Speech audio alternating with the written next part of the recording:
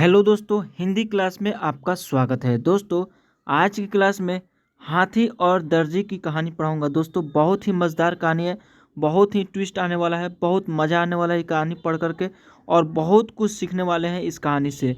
दोस्तों, एक एक शब्द को पढ़ूंगा और आपको इससे क्या होगा कि हिंदी रीडिंग प्रैक्टिस होगा। दोस्तों, अगर आप इस चैनल पर नए हैं तो प्लीज़ चैनल को सब्सक्राइब कर ले और बेल आइकन दबा दें। दोस्तों, चलिए क्लास को स्टार्ट करते हैं। हाथी और दर्जी। सालों पहले एक गांव रतनापुर में एक जाना माना मंदिर था। बहुत पहले की बात है। रतनापुर में एक जाना माना प्रसिद्ध मंदिर था। उस मंदिर में रोज एक पुजारी पूजा पाठ करता था और एक पुजारी थे जो पूजा पाठ करते थे रोज। ठीक है। उस पुजारी के पास अपना एक हाथी था और वहाँ पे एक हाथी था जिसे वो अपने साथ रोज मंदिर लेकर जाता था। ठीक है। और उसे अपने साथ रोज मंदिर लेकर जाता था। ठीक है। सभी गांव के लोग हाथी को बहुत पसंद करते थे और सभी लोग हाथी को बहुत पसंद करते थे। सभी गांव के जितने भी लोग थे, हाथी भी मंदिर में आने वाले सभी श्रद्धालुओं का खूब स्वागत सत्कार किया करता था। जो भी श्रद्धालुओं थे जो पूजा पाठ करने आते थे उन सभी को स्वागत करता था। सुबह पूजा पाठ खत्म करने के बाद पुजारी अपने और क्या होता है कि सुबह पूजा पाठ करने के बाद पुजारी क्या होता है कि अपने हाथी को नहलाने के लिए तालाब में लेकर जाता था और हाथी है जो तालाब में नहाता था। ठीक है। रोज हाथी तालाब में नहाने के बाद घर लौटते समय दर्जी की दुकान पर रुकता था और डेली वापस आते समय घर आने के लिए एक रास्ते में दर्जी था और उसी दर्जी के दुकान पर रुकता था। रोज का ये नियम था। दर्जी भी रोज हाथी को प्यार से एक केला खाने को देता और दर्जी भी बहुत प्यार करता था और प्यार से रोज एक केला खाने के लिए देता था। हाथी केला खाने के बाद अपनी सूंड से दर्जी को अब क्या होता है कि केला जब खा लेता था तो बहुत खुश होता था। ठीक है। उसके बाद क्या होता था कि अपनी सूंड से नमस्ते करके पुजारी के साथ घर चला जाता था और डेली वो नमस्ते करता था सूंड के साथ और घर चला जाता था।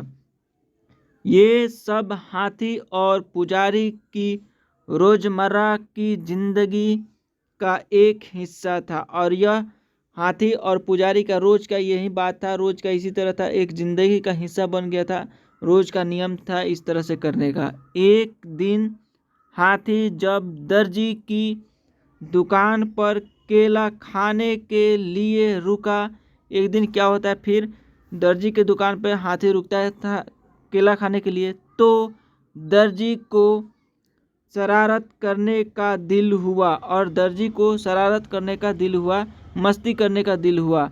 उसने हाथी को केला देने के बाद अपने हाथ में सुई रख ली और मस्ती करने के लिए क्या कर लिया, अपने हाथ में सुई रख ली।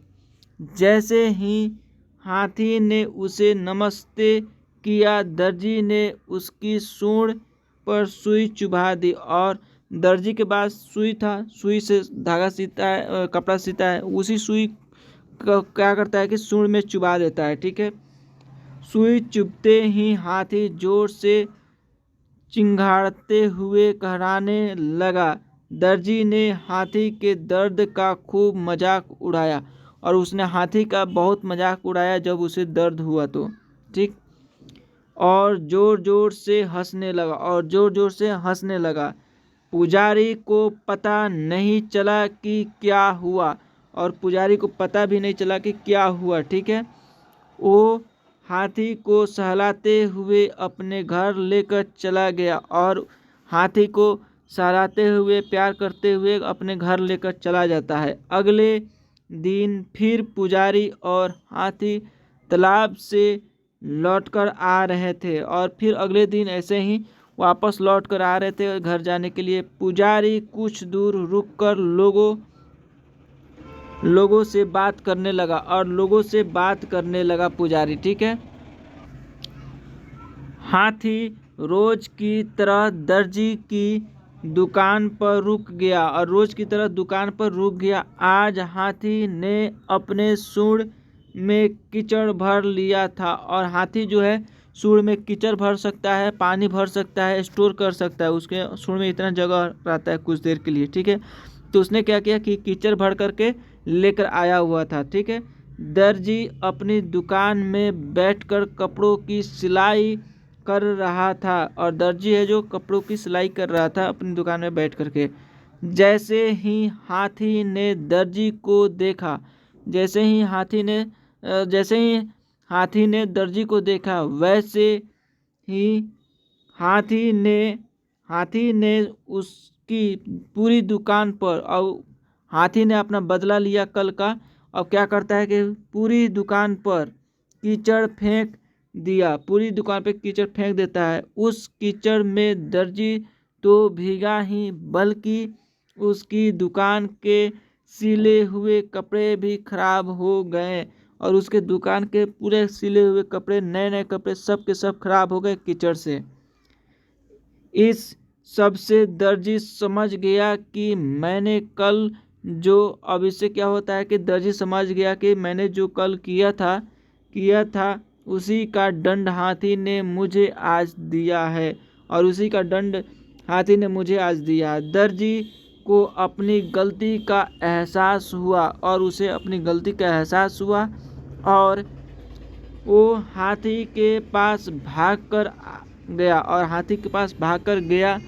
उसने हाथी से माफ़ी मांगने की कोशिश की और हाथी से माफ़ी मांगने की कोशिश की। उसने कहा हे, और उसने क्या कहता है, माफ़ी मांगता है, हे गजराज, आपने बिल्कुल सही किया। और गजराज में से हाथी ही बोला जाता है, ठीक है, हाथी को ही बोला जाता है, नाम है, ठीक है।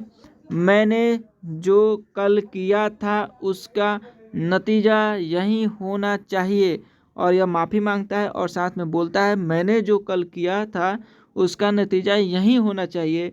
हाथी ने दर्जी की तरफ देखा और अपनी सूंड को हवा में लहराते हुए वहाँ से चला गया और अपनी सूंड को हवा में लहराते हुए वहाँ से चला जाता है। दर्जी को मन ही मन बहुत बुरा लग रहा था और उसे मन ही मन बहुत बुरा लग रहा था। उसने अपने मजाक मस्ती के चक्कर में एक अच्छा दोस्त हाथी खो दिया था और उसने एक अच्छा सा दोस्त हाथी को खो दिया था मजाक मस्ती के चक्कर में। उस दिन से दर्जी ने ठान ली कि वो किसी को भी मजाक में भी नुकसान नहीं पहुंचाएगा और मजाक में किसी को भी नुकसान नहीं पहुंचाएगा। उसने उस दिन से ठान ली, ठीक है। दोस्तों, इस कहानी से क्या शिक्षा मिली, आइए देखते हैं। दर्जी और हाथी की कहानी से यह सीख मिलती है कि किसी के साथ भी बुरा व्यवहार नहीं करना चाहिए, किसी के भी साथ बुरा व्यवहार नहीं करना चाहिए, मजाक में भी नहीं करना चाहिए। दोस्तों, अगर बुरा व्यवहार करते हैं तो उसका परिणाम भी बुरा मिलता है, ठीक है। दोस्तों, इस कहानी से यह शिक्षा मिली। दोस्तों, चैनल को सब्सक्राइब करें, हिंदी सीखो चैनल को, और आप अगर नए हैं तो प्लीज़ सब्सक्राइब करें और कमेंट करके बताइए कहानी कैसा लगा। मिलते हैं अगले क्लास में, तब तक के लिए जय हिंद, जय भारत।